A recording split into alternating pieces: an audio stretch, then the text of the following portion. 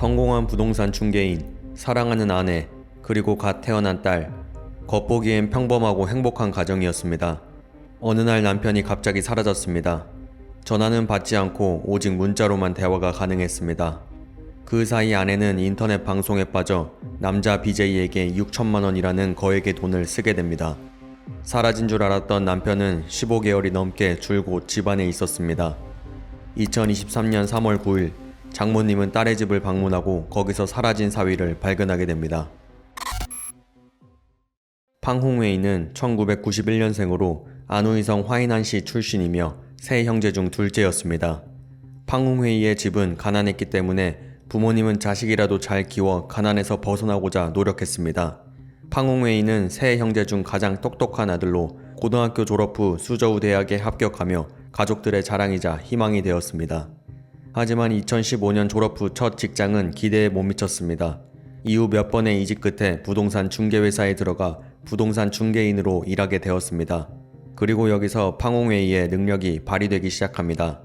2016년 10월 수저우에서 부동산 규제 정책을 발표하면서 부동산 수요는 폭발적으로 증가하게 됩니다. 사람들은 규제 정책이 시행되기 전까지 집을 사야 했기 때문에 수요가 자연스럽게 늘게 되었고 집을 사려면 경쟁해야 한다는 말이 나올 정도였습니다.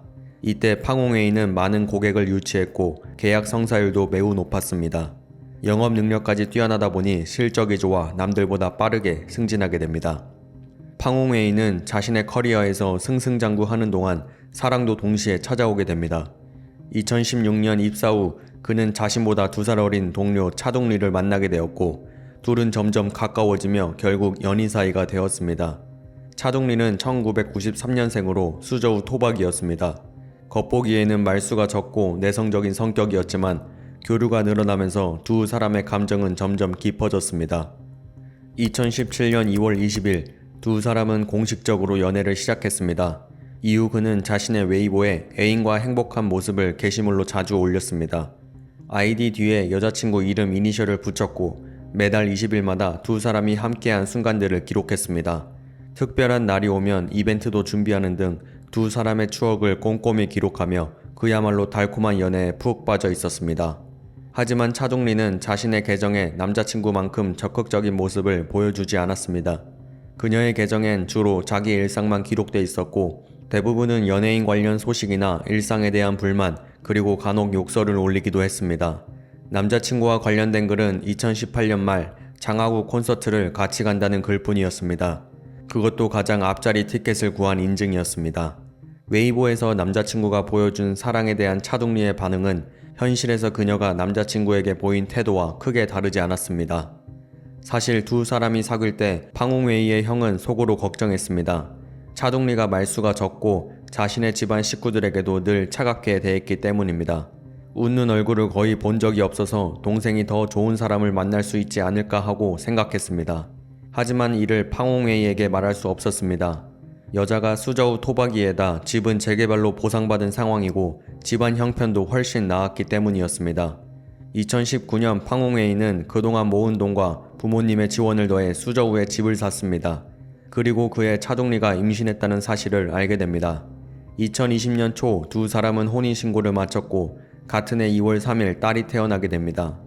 그 뒤로 팡홍웨이의 웨이보에는 연애 기록뿐 아니라 딸의 성장기로 남은 글이 꾸준하게 올라왔습니다. 아이가 태어난 순간부터 한밤중에 깨서 아이를 재우는 일까지 꼼꼼히 적어둘 정도였습니다. 사업이 잘 풀리던 그는 아이 덕분에 더 큰 동기부여를 얻었습니다. 아내에게는 일을 내려놓고 육아에만 집중하라고 하고 자신이 생계 책임을 지겠다고 나섰습니다. 그 당시 그는 부동산 업계에서 자신이 있었기 때문에 다니던 회사를 그만두고 창업을 결심했습니다. 그리고 그는 그동안 쌓은 경험으로 자신의 부동산 회사를 운영하기 시작했습니다. 하지만 바로 그해 2020년 코로나19가 터지면서 업계는 급격히 침체되었습니다. 팡홍웨이의 사업도 내리막길을 걸으며 미래가 불투명해졌습니다. 회사 성과가 나빠지고 수입이 기대에 미치지 못하면서 가정에서도 문제가 나타나기 시작했습니다. 차동리는 원래 말이 적은 성격이었는데 출산 후 점점 더 냉담해졌습니다. 딸을 낳았을 때 시어머니가 한 달 동안 산후조리를 도와주러 왔는데 그 시간 동안 단 한 번도 시어머니를 어머니라고 부르지 않았습니다. 이미 가족이 되었는데도 계속해서 차갑게 굴어 시댁 식구들은 당황했습니다. 팡홍웨이는 그 이유가 결혼식을 정식으로 치르지 않아서라고 생각했습니다. 또한 아내가 산후 우울증에 빠질까 걱정도 했습니다. 그래서 2020년 10월 1일 그는 아내와 딸을 데리고 뒤늦게 결혼식을 올렸습니다. 이후 가족은 차동리 집안에서 받은 이동 위안 아파트로 이사를 하게 됩니다. 하지만 바로 이 시점부터 두 사람의 관계에 금이 가기 시작했습니다. 결혼식이 끝난 지 나흘째 되던 날 남편이 방에 들어오다 갓 잠든 아이를 깨우면서 크게 다투게 된 것입니다. 화가 가라앉지 않은 차동리는 웨이보에 거친 욕설을 쏟아내며 불만을 드러냈습니다. 그 표현들은 남편에 대한 최소한의 존중조차 보이지 않았습니다. 시간이 지나면서 부동산 시장은 더 어려워졌습니다. 2021년부터는 수저우의 부동산 규제 정책이 더 강화되면서 거래가 크게 위축됐습니다.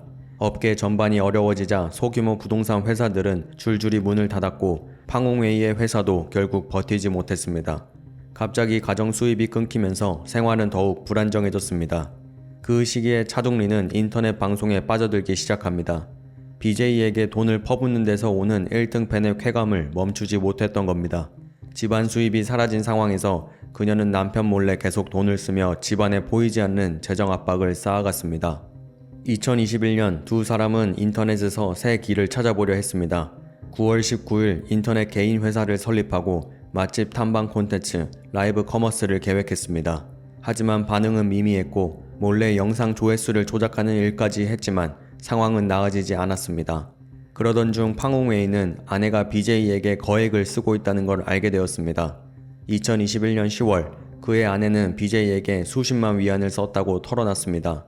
차동리는 이건 단순한 후원이 아니라 1등을 차지하면 유명 계정을 받을 수 있고 그걸로 우리 컨텐츠를 제작할 수 있다고 해명했습니다.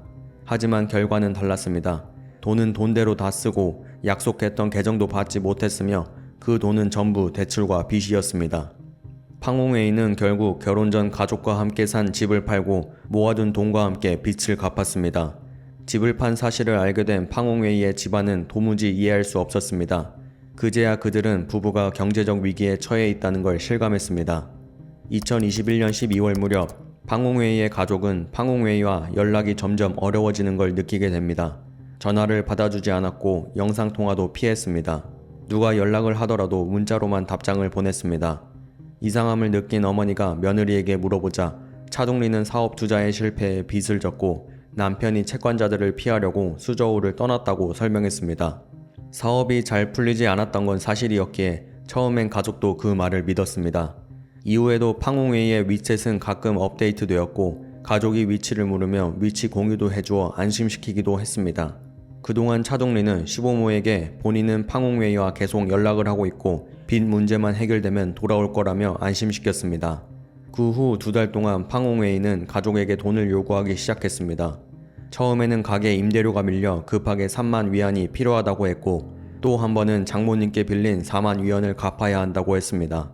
이렇게 여러 이유로 총 20만 위안을 빌리게 됩니다. 집안 형편이 넉넉하지 않았지만 단지 아들이 하루빨리 집으로 돌아오길 바랐던 생각에 어머니는 계속 송금을 하게 됩니다. 또한 팡홍웨이의 형도 팡홍웨이에게 5만 위안을 빌려주게 됩니다. 하지만 여기에는 놀라운 사실이 숨겨져 있었습니다. 그동안 가족과 연락하며 돈을 빌려간 건 바로 차동리였습니다. 차동리는 시부모님과 남편의 형으로부터 받은 모든 돈을 인터넷 BJ를 후원하는데 모두 사용하게 됩니다. 2022년 2월 설날 팡홍웨이의 부모님은 아들의 집을 찾아갔지만 아들은 돌아오지 않았습니다. 손녀는 계속 아빠를 보고 싶다고 말해 마음을 더 아프게 했습니다. 결국 부모님은 밥을 먹고 잠시 머물다가 돌아가게 됩니다. 이후에도 팡홍웨이로부터 계속해서 돈을 요구하는 메시지가 왔고 그제야 가족은 상황이 이상하다고 느꼈습니다. 하지만 그때까지도 아무도 차동리를 의심하지 않았습니다. 오히려 혹시 사기 조직에 끌려간 건 아닐까 하고 생각했습니다. 가족들은 상황의 심각성을 깨닫고 4번이나 경찰에 신고를 하려고 했지만 이때마다 차동리는 경찰이 개입하게 되면 남편이 돌아오지 못할 수도 있다며 신고를 방해했습니다. 가족은 결국 아들과 문자로만 연락하고 생사를 확인하는 현실을 억지로 받아들였고 홀로 아이를 키우는 차동리를 안쓰럽게 여기기까지 했습니다. 그렇게 시간이 흘러 2022년 추석 팡홍웨이의 부모님은 손녀를 보러 아들의 집을 찾아갔는데 다른 사람이 살고 있었습니다. 팡홍웨이의 부모님은 차동리에게 전화를 걸어 어떻게 된 상황인지 물어봤습니다. 차동리는 하루 종일 사람들이 자기 집에 빚을 받으러 온다고 거짓말을 하고 그 괴롭힘을 참지 못하고 도피할 수밖에 없는 비참한 상황을 만들어냈습니다. 차동리는 당시 이사하면서 TV와 냉동고만 챙겨 이사를 가게 됩니다. 차동리의 어머니도 딸과의 연락이 제대로 되지 않자 걱정이 되어 딸을 만나러 갔는데 차동리는 불편한 기색을 보이며 이유를 말하지 않았습니다. 결국 어머니는 빈손으로 돌아갈 수밖에 없었습니다. 그리고 시간이 흘러 2023년 설, 차동리는 아이를 데리고 시댁에 가서 명절을 보냈습니다. 그리고 남편의 빚 문제가 거의 다 해결됐고 곧 남편이 돌아올 거라며 시댁 식구들을 안심시켰습니다. 그렇게 또 한 번 가족은 아들을 기다리며 허전한 명절을 보냈습니다. 2023년 3월 8일, 오랜만에 가족은 팡홍웨이로부터 메시지를 받았습니다. 다음 달쯤 집에 돌아갈 계획이라는 내용이었습니다. 가족들은 큰 기쁨을 느꼈지만 그 행복은 단 하루뿐이었습니다. 2023년 3월 9일, 차동리의 어머니는 혼자 있는 딸을 도와주기 위해 딸의 집을 청소를 하러 갔습니다. 침실을 청소하던 중 구석에서 잡동사니가 쌓여져 있는 것을 봤고 청소를 위해 잡동사니들을 치우는 순간 숨겨져 있던 냉동고가 나왔습니다. 어머니는 딸이 왜 냉동고를 여기에 두었는지 의아해했지만 딸이 집에 없는 김에 냉동고를 속까지 깨끗이 청소하려 했습니다. 그래서 잡동사니를 치우고 냉동고 입구를 막아둔 테이프를 떼어내고 열어봤습니다. 처음엔 고기 몇 점이 얼려져 있었는데 아래쪽에 뭔가 덩어리 같은 게 희미하게 보였습니다. 위에 있던 물건들을 다 꺼내자 그 안에는 15개월 전부터 행방불명됐던 사위 팡홍웨이의 시신이 고기들과 함께 얼어 있었습니다. 시신이 웅크린 채 냉동고에 있는 걸 본 순간 어머니는 충격을 받아 그대로 얼어붙게 됩니다. 잠시 뒤 급히 방을 뛰쳐나가 딸에게 전화를 걸었습니다. 곧 집에 돌아온 차동리는 놀란 어머니를 보며 자신이 1년 넘게 숨겨왔던 비밀이 드러났음을 직감했습니다. 그녀는 남편을 직접 살해했고 지금까지 냉동고에 숨겨왔다고 털어놓았습니다. 어머니의 간절한 요구에 따라 차동리는 결국 경찰에 전화를 걸어 자수를 하게 됩니다. 이후 수저우 냉동고 시신 사건이라는 이름으로 경찰 발표가 나오자 사건은 SNS에서 급속도로 퍼지며 전국적인 충격을 불러일으켰습니다. 이후 경찰에 자수한 차동리는 곧바로 체포되었고 시신 부검이 이루어졌습니다. 언론 보도에 따르면 사망 원인은 약물과 일산화탄소 중독이 겹쳐 발생한 것이었습니다. 이후 그녀는 시신을 냉동고에 옮겨 담았던 것입니다. 범행 동기에 대해서는 가정 불화라는 짧은 대답뿐이었습니다.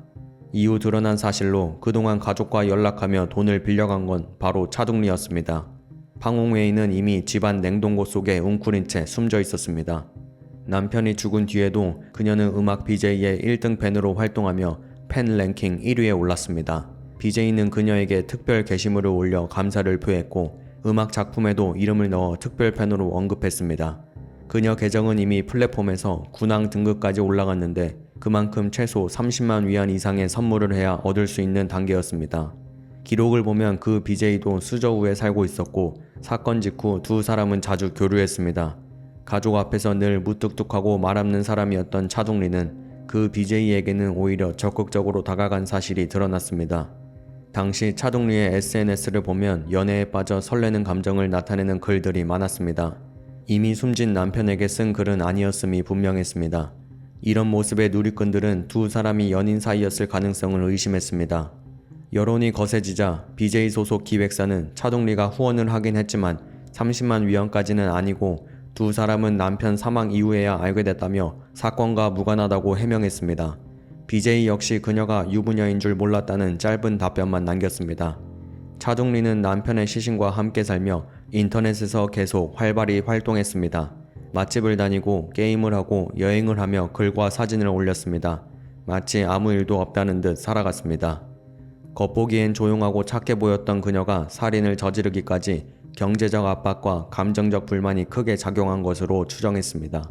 임신이 계기가 되어 결혼했지만 원래부터 남편에 대한 애정은 깊지 않았고 사업 실패와 빚 문제까지 겹치며 불만은 더 커졌던 것입니다. 2023년 12월 21일 수저우시 중급 인민법원에서 차동리의 살인 및 사기 사건이 정식으로 재판에 회부되었습니다. 다만 재판 당일은 판결이 선고되지 않았습니다. 재판이 끝난 뒤 팡홍웨이의 가족들은 차동리를 결코 용서할 수 없고 가족의 요구는 단 하나, 살인은 반드시 목숨으로 갚고 빚은 반드시 갚아야 한다라는 입장을 밝혔습니다. 사람들이 가장 관심을 가진 건 차동리가 과연 사형을 선고받을지 여부였습니다. 그녀가 스스로 자수하긴 했지만 그것이 반드시 형량을 가볍게 하는 사유가 되는 건 아닙니다. 실제로 많은 사형 사건에서도 피고인이 자수했다고 하더라도 법원은 자수한 사실은 인정되지만 감형할 만한 사유로는 부족하다고 판단해 왔습니다. 법적으로 감형 조건에는 피해자 가족의 용서, 임신, 중대한 공로가 포함됩니다. 차동리의 경우 해당될 수 있는 건 피해자 가족의 용서뿐이지만 가족은 용서를 거부했고 끝까지 강력한 처벌을 요구했습니다. 또 하나 중요한 건 차동리가 범행 전 치밀하게 계획했는지 여부입니다. 사망 원인으로 밝혀진 약물과 일산화탄소 중독으로 이중 독사를 시도했다면 그것은 명백히 사전에 준비된 범행으로 볼 수 있습니다. 이후 시신을 은폐하고 피해자 명의로 사기를 이어간 점까지 고려하면 죄질이 매우 좋지 않다고 판단할 수밖에 없습니다. 비록 재판 당일에는 판결이 내려지지 않았지만 이런 극악무도한 범죄에 대해 강력한 처벌을 내려 사회적 경각심을 주고 유사 사건에 대해 일관된 판결 원칙을 지키려는 사법적 목적까지 고려할 때 차동리가 사형을 선고받을 가능성이 높다는 전망이 지배적입니다. 2025년 9월 현재까지 차동리 사건의 최종 판결 결과에 대한 공식 발표나 보도는 찾아볼 수 없었습니다. 오늘의 이야기는 여기까지입니다. 시청해주셔서 감사합니다.